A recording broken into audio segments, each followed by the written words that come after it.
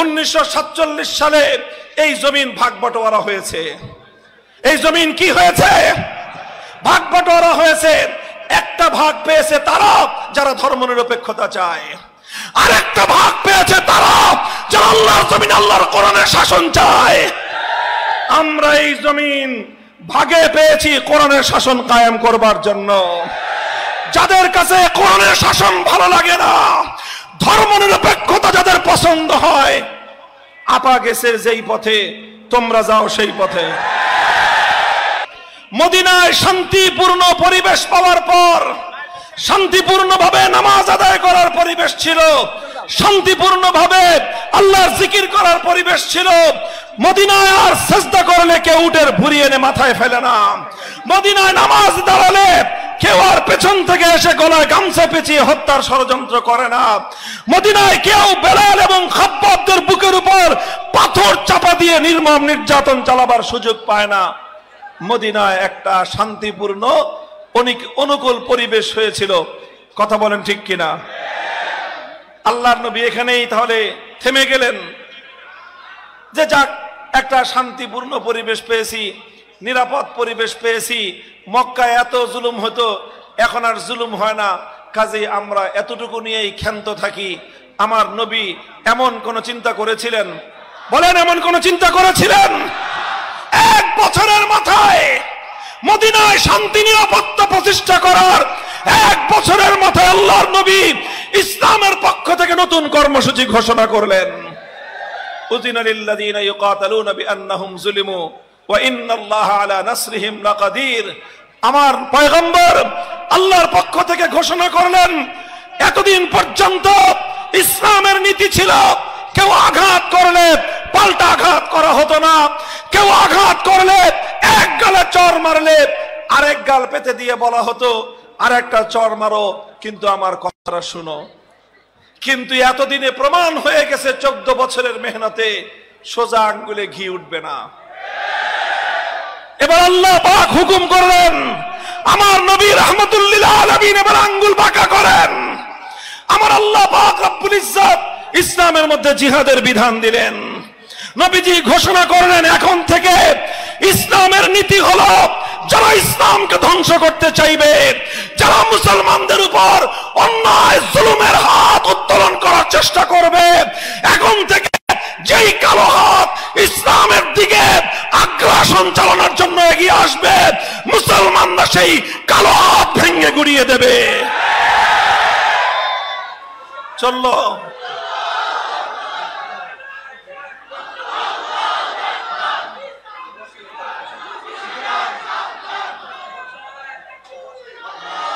বদর হলো, ওহদ হলো, খন্দক হলো, লম্বা ইতিহাস। 7ম হিজরিতে হুদায়বিয়ায় সন্ধি হলো। হুদায়বিয়ার সন্ধির পরে নবীজি রাজনৈতিকভাবে নেতৃত্ব হাসিল করলেন। হুদায়বিয়ার সন্ধির মাধ্যমে আমার নবীর রাজনৈতিক দূরদৃষ্টির প্রমাণ পাওয়া গেল। হুদায়বিয়ার সন্ধি এটা আল্লাহর নবী মুহাম্মদ আরবি সাল্লাল্লাহু আলাইহি ওয়াসাল্লামের জীবনের অন্যতম রাজনৈতিক দূরদর্শিতা, রাজনৈতিক প্রজ্ঞার পরিচয় বহনকারী ঐতিহাসিক কর্মকাণ্ডের নাম হলো হুদায়বিয়ার সন্ধি।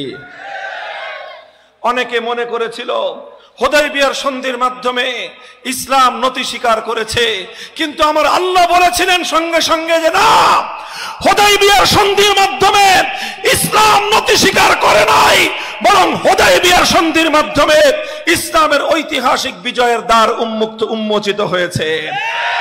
আমার আল্লাহ হুদায়বিয়ার সন্ধির সঙ্গে সঙ্গে সূরাতুল ফাতহ নাজিল করে আল্লাহ বলেছিলেন, ইন্না ফাতাহনা লাকা ফাতহাম মুবিনা। হে আমার নবী, মক্কার বেঈমানের কুরাইশরা তারা হুদায়বিয়াতে সন্ধি করে নিজেদেরকে বিজয়ী ভাবে সারা দুনিয়ার মানুষ মনে করতে পারে হুদায়বিয়ার সন্ধির মাধ্যমে মুসলমানরা অবনত হয়ে গিয়েছে, কিন্তু আমি আল্লাহ ঘোষণা করলাম হুদায়বিয়ার সন্ধির মাধ্যমে আমি আল্লাহ আপনাকে, আল্লাহকে, আল্লাহর নবী ইসলামকে, নবীজিকে আল্লাহ পাক ঐতিহাসিক বিজয় দান করেছিলেন, যার প্রেক্ষিতে ওই বছরই খায়বার থেকে ইহুদিদেরকে উৎখাত করে ওটা আরব ভূমি ইহুদিদের ষড়যন্ত্র থেকে মুক্ত করা হলো। 1 বছরের মধ্যে রোম পারস্য সম্রাট সহ পৃথিবীর সকল বড় বড় রাজা বাদশাদের রাজ দরবারে কালেমার দাওয়াত পৌঁছে গেল। 1 বছরের ব্যবধানে 8ম হিজরিতে মক্কা বিজয় হয়ে ইসলামের পতাকা তলে শামিল হলো। মক্কা মদিনা সহ হেজাজের বিস্তীর্ণ ভূমিতে আল্লাহর পয়গম্বর কালেমার পতাকা উড্ডীন করলেন। আমার কথা শেষ, আমি আর একটা কথা আখেরি বলি। আল্লাহর নবী যখন দুনিয়া থেকে বিদায় নিলেন 12.5 লক্ষ বর্গ মাইল, কতটুকু বলেন? আমাদের বাংলাদেশের পরিধি কতটুকু বলেন তো? এই 55,000 সামথিং বর্গ মাইল। এই বাংলাদেশের 24টা বাংলাদেশকে জোড়া দেন, যত বড় ভূখণ্ড হবে নবী করিম সাল্লাল্লাহু আলাইহি ওয়াসাল্লাম এই বিস্তীর্ণ ভূখণ্ডে কালেমার পতাকা উড্ডীন করে কোরআনের শাসন কায়েম করে ইসলামী খেলাফতের ভিত রেখে গেলেন দুনিয়াতে। এরপরে নবীজির সাহাবীরা চিন্তা করেছেন, যেহেতু আল্লাহর নবী 12.5 লক্ষ বর্গ মাইল দিয়ে গেছে, আমাদের আর সামনে আগে বাড়ার দরকার নাই। এমন চিন্তা করেছিলেন? বলেন, এমন চিন্তা করেছিলেন? উইদিন 10 ইয়ার্স, মাত্র 10 বছরের মাথায় দ্বিতীয় খলিফা ওমর ফারুক রাদিয়াল্লাহু আনহুর যুগে আটলান্টিক মহাসমুদ্রের তীর থেকে আফ্রিকার জঙ্গলের গহীন অঞ্চল পর্যন্ত অর্ধ পৃথিবীতে কালেমার পতাকা উড়েছিল। আমার কথা এটাই, হে উম্মতে মুসলিমার সদস্যরা, ইসলামকে নিয়ে সামনে এগিয়ে যেতে হবে। জীবনের শেষ মুহূর্ত পর্যন্ত মরতে মরতে লড়তে হবে, লড়তে লড়তে মরতে হবে।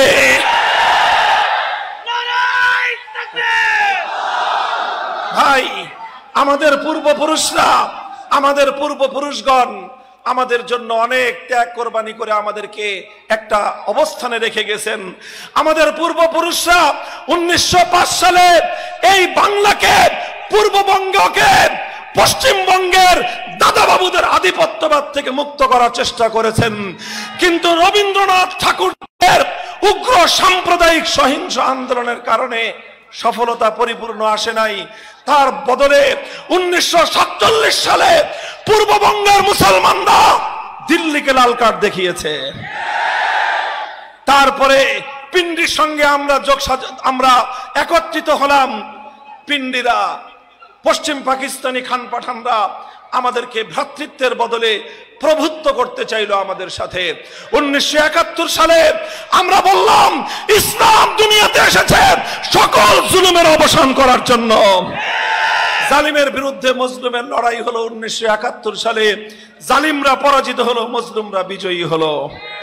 দুর্ভাগ্যজনকভাবে 72 সাল থেকে আবার আমাদেরকে সেই পরাজিত ভারতের দিল্লির গোলামীর জিঞ্জির দিয়ে আবদ্ধ করবার জন্য একটা ভারতীয় আধিপত্যবাদের সংবিধানের মাধ্যমে বাংলাদেশের 7 কোটি মানুষের গলার উপর গোলামীর জিঞ্জির পরিয়ে দেওয়া হলো। অনেক ইতিহাস, দীর্ঘ 53 বছর সংগ্রাম করার পর 24 জুলাইয়ের যোদ্ধারা সহস্রাধিক দামাল প্রাণ বুকের রক্ত দিয়ে দিল্লির আধিপত্যকে উৎখাত করে আবার পূর্বপুরুষদের আমানত, এই শাহজালাল শাহ আমানতের পবিত্র ভূমিকে মুক্ত স্বাধীন করেছে। সময় কম, স্লোগান দিয়েন না, সময় কম। ভাই দেখেন, আমার আখেরি কথা, ইতিহাস বললাম 1947 সালে এই জমিন ভাগ বটোয়ারা হয়েছে। এই জমিন কি হয়েছে? ভাগ বটোয়ারা হয়েছে। একটা ভাগ পেয়েছে তারা যারা ধর্মনিরপেক্ষতা চায়, আর একটা ভাগ পেয়েছে তারা যারা আল্লাহর জমিন, আল্লাহর কোরআনের শাসন চায়। আমরা এই জমিন ভাগে পেয়েছি কোরআনের শাসন কায়েম করবার জন্য। যাদের কাছে কোরআনের শাসন ভালো লাগে না, ধর্মনিরপেক্ষতা যাদের পছন্দ হয়, আপা গেছে যেই পথে তোমরা যাও সেই পথে। আপার লোকদেরকে বলি, যাও গিয়া, দরকার নাই তোমাদের। এই জমিন কোরআনের জন্য মুক্ত স্বাধীন করা হয়েছে। যাদের কাছে আপারকে খালাম্মার মতো মনে হয়, তোমরা যেতে পারো।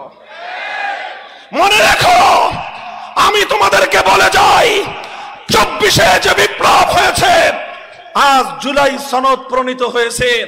আমাদের অনেকের মধ্যে বিভ্রান্তি আছে, জুলাই সনদে ইসলামের কি হবে। আমি বেশি কিছু জানি না, তবে দুটো কথা আপনাদেরকে বলি। জুলাই সনদের মধ্যে 1947 সালে দেশ বিভক্তিকে জুলাই সনদের মধ্যে গৌরবের সাথে উল্লেখ করা হয়েছে।